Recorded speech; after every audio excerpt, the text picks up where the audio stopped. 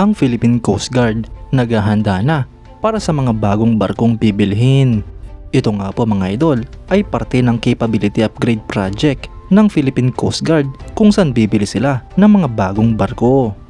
Yan ang pag-uusapan natin, pero bago yan, kung bago ka lang sa aking channel, ay huwag mong kalimutang mag-like, subscribe at i-hit mo na rin ang notification bell button para lagi kang updated sa mga bagong videos natin.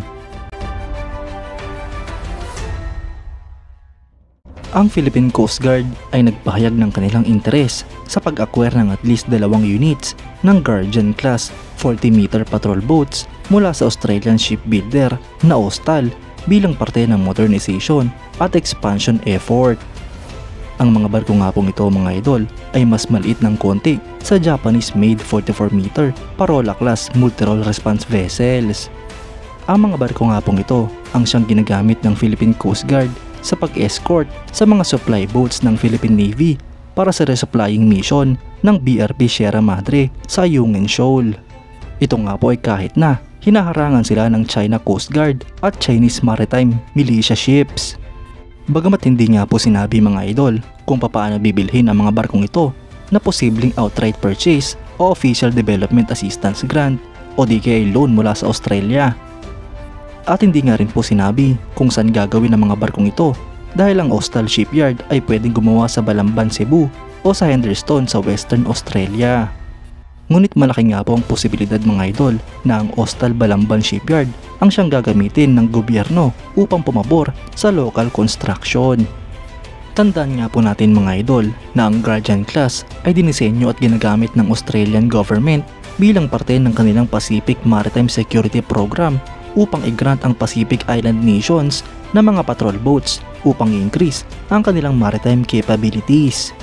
Ang mga barko nga pong ito na ginagrant ng Australia sa Pacific Island nations ay nagdadala lamang ng mga light weapons, ngunit pinaniniwalaan na pwede itong armasan ng mga medium caliber guns tulad ng 25 hanggang 30mm chain guns.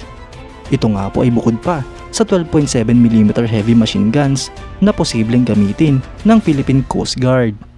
Kung matatandaan nga po natin mga idol, si Senate President Juan Miguel Zubiri ay kinumpirma ang allocation para sa mahigit na 10 billion pesos para sa 3 bagong large patrol boats. Posible nga po mga idol na ang Austal din ang gagawa ng mga barkong ito at hiwalay pa ito sa acquisition ng Guardian Class patrol boats. Ang Guardian Class patrol boats ay isang class ng maliit na patrol vessels na dinisenyo at ginagawa ng Australia. Ito nga po ay nagpo-provide sa mga maliliit na South Pacific Ocean countries bilang parte ng Australian Government Pacific Maritime Security Program. Ang mga barko nga pong ito ay dinisenyo upang palitan ang Pacific Forum class patrol boats na pre-provide sa kanilang mga allies noong 1987 hanggang 1997. Ang mga barko nga pong ito ay ginawa simula 2018 hanggang sa kasalukuyan. Meron nga pong 23 units ang planong gawin at 14 dito ang aktibo na. Ito nga po ay may habang 39.5 meters, beam na 8 meters at draft na 2.5 meters.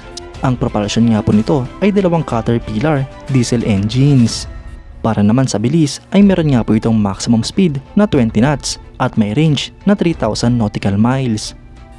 Habang ang armament naman mga idol ay pwede nga po itong lagyan ng 12.7mm machine guns. Mga idol, ang mga barko nga pong ito ay pasok na pasok sa requirement ng Philippine Coast Guard. Lalo pat kailangan ng ating bansa ang mga floating assets dahil mas umiinit nga po ang tensyon sa West Philippine Sea. Makikita naman nga po natin mga idol na patuloy tayong hinaharas ng China at kulang nga po ang mga barko ng Philippine Coast Guard upang tugunan ito. Bagamat maliliit na barko nga po ang Guardian Class patrol vessels ay malaking tulong pa rin ito sa Philippine Coast Guard. Maaari nga po itong sumama sa mga malalaking barko ng PCG upang escortan ang mga resupplying missions ng kanilang ahensya. Kayo mga idol, anong masasabi nyo? Comment down below for your thoughts and opinions. At yan nga lang po ang pag-uusapan natin ngayon mga idol. Maraming salamat sa panonood. Huwag nyo rin kalimutang mag-like at subscribe bilang suporta sa ating channel. Mabuhay kayo mga idol!